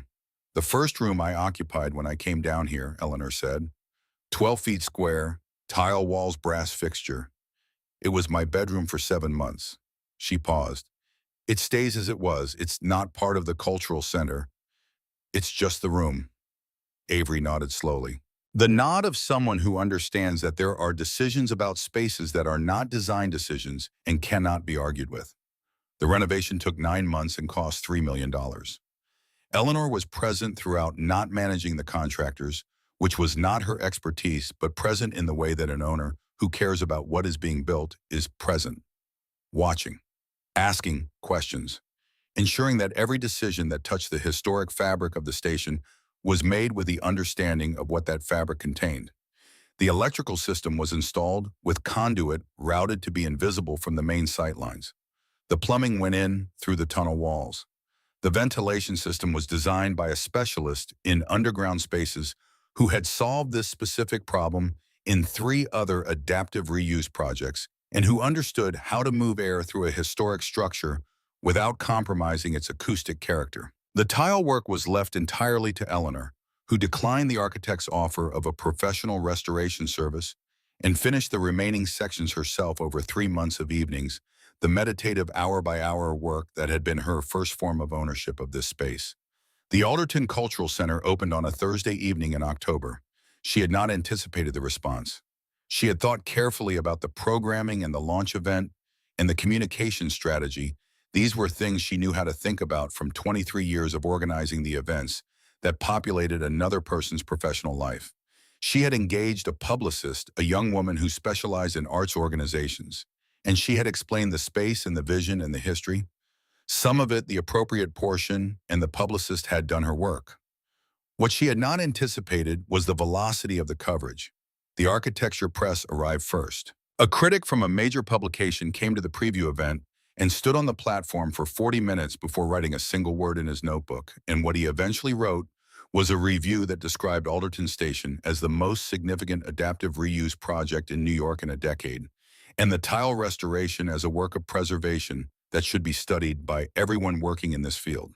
The review ran online the evening of the opening and in print 2 days later. The general press followed the architecture press because they always did when a story had the particular combination of elements that made it legible to a general audience: beauty, history, surprise, and the additional element which Eleanor had disclosed carefully and selectively in the way of someone who understands that a story told on your own terms is more useful than a story told by someone else. Of a woman who had found this space at the lowest point of her life and had decided to rebuild both it and herself simultaneously. She did not tell all of it publicly. She did not tell the vault. She did not tell Conrad's name, except in the context of the divorce, which was a matter of public record. She told what she chose to tell, and what she chose to tell was sufficient for the story she wanted in the world. A woman of 52, given nothing in the aftermath of a 23-year marriage, who had found an abandoned space beneath the city and understood in the specific vocabulary of its architecture something about beauty and resilience and the gap between what the world decides you are worth and what you are actually capable of building. The article she eventually wrote, a long personal essay for a national magazine, the kind of piece that requires months of careful drafting and several rounds of editorial conversation, was titled at the editor's suggestion. And with Eleanor's approval, the platform How I Found Everything in the Place They Threw Me Away. It published on a Tuesday in January, 14 months after she had first ascended those 32 steps. By Thursday, it had been read by more people than she had spoken to in 52 years of living. By the following Monday, she had received, through the magazine's forwarding system and through the Cultural Center's contact page, more than 4,000 messages from people who had been in positions that rhymed with the hers, discarded, dismissed, financially stripped, told they were too old or too unskilled or too far behind to build anything of value from what remained to them. She read every message.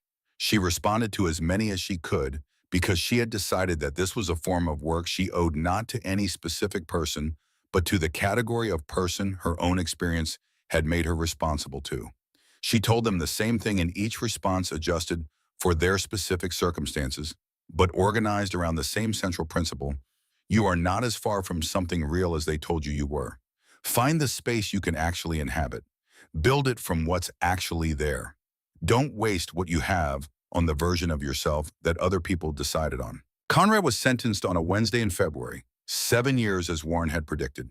He was incarcerated at a federal facility and remained there as Eleanor stood on the platform of the Alderton Cultural Center on a warm evening in May, listening to a string quartet play, Brahms, in the space she had cleaned tile by tile and rebuilt from its foundations.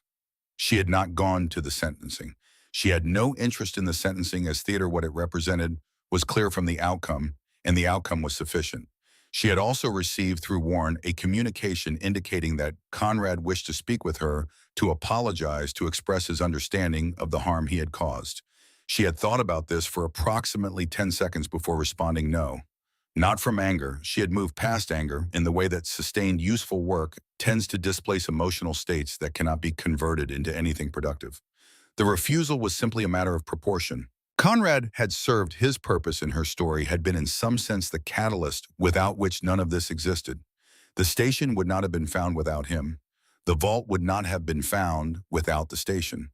The Cultural Center would not exist without the vault. The essay and the responses and the ongoing work of building something that mattered would not exist without the Cultural Center. She was not grateful to him. Gratitude would have been grotesque, but she was finished with him in a way that required no ceremony and no final conversation and no moment of performed forgiveness. He had been part of a chapter that was over, and she was in a different chapter now, and the transition between them did not require his participation. The Cultural Center was full on that May evening. 160 people on the 200-foot platform, seated in the flexible arrangement the architects had designed, chairs organized in a gentle arc around the performance space at the center, listening to the Brahms with the particular quality of attention that music in a live underground acoustic environment produces.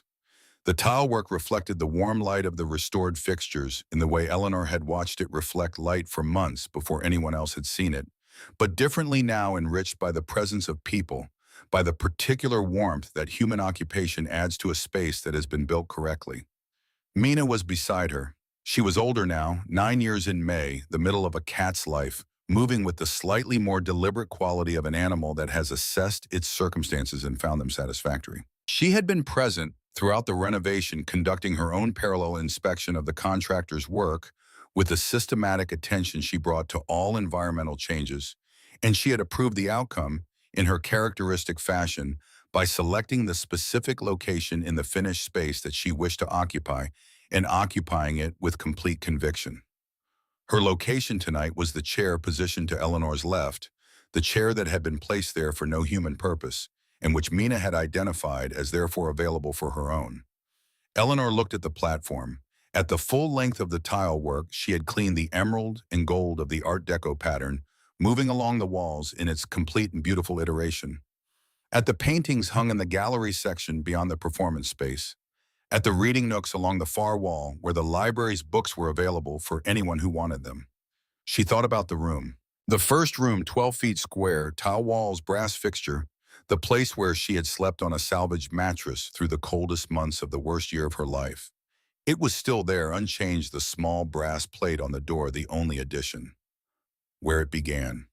She thought about the 32 steps and the cool air rising from the dark, and Mina stepping carefully onto the platform floor, and the absolute silence of a space that had been forgotten for 70 years, and had in its forgetting preserved everything worth preserving. She thought about the list she had made on the first morning: water, light, food, sanitation, security, temperature, communication. And the last item, the one she had added because she understood even then that survival without direction was not a sufficient project purpose. Define what this period is for. She had defined it. She had built it. She was sitting in it. Warren had called the previous week with the final accounting. After the settlement, after the property sale, after the purchase of the station, and the renovation, and the publicist, and the launch costs, and the operating expenses of the cultural center's first year after all of it, Eleanor Voss had $2 million invested conservatively in instruments that Warren had overseen, generating returns sufficient to supplement the cultural center's modest earned revenue and provide a living that bore no resemblance to the one Conrad had funded and stripped away, but was entirely her own. She owned the building above the station, which she had purchased for $1 million, and from which she maintained a small apartment, legitimate housing, a legal address, a place where mail arrived, and where she slept on nights when the cultural center had programming running late. She spent most of her time below. The small room was hers. The platform was hers. The tile work and the brass fixtures in the 47 years of architectural preservation that negligence had accidentally produced were hers. The vault in the far utility room, still there, the Diebold dial, still precise and functional, the interior now empty. The boxes and their contents long since submitted to federal authorities was hers in the specific sense of having been the place where her life had turned. She had kept one document from the vault, a single page from the client ledger bearing a date 1962, and a notation in the bank manager's careful formal hand, new client established. Trust Services Division. She had framed it because it was the beginning of the thread she had followed to its end, and because it seemed important to remember that the evidence of what had been done to you could also become, if you were patient and methodical and willing to work in the dark for long enough, the instrument of your own reconstruction. The Brahms ended. The applause in the tiled space was extraordinary.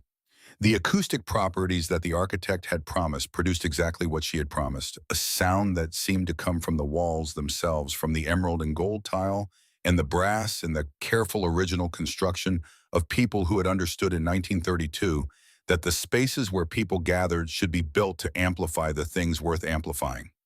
Eleanor looked at the platform, at the people standing and applauding in a space that had been sealed for 70 years and restored to exactly what it had always been, at the musicians acknowledging their response with the pleased surprise of performers who have played in many spaces and are encountering a new one that exceeds their expectations.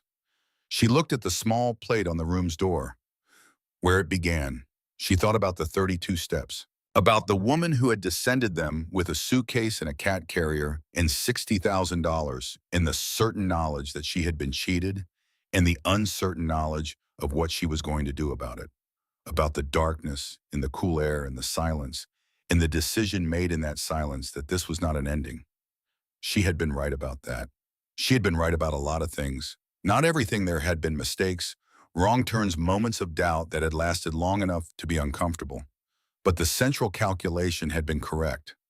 Below the surface of the life that had been taken from her was something that couldn't be taken, a capacity for sustained, methodical, patient construction that had been developed over 23 years of being essential without credit, and which was now finally working entirely in her own direction.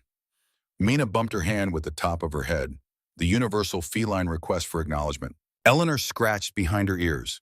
The cat closed her eyes and purred in the warm light of the restored brass fixtures in the station that had been forgotten and found and rebuilt and was now full of people listening to beautiful things. Outside, above the 32 steps, the city continued its perpetual present, indifferent, enormous, moving through its own version of time with the characteristic energy of a place that does not notice the individual lives being rebuilt within it. Below, in the space that had been sealed and preserved and opened and made into something, Eleanor Voss was exactly where she had decided to be.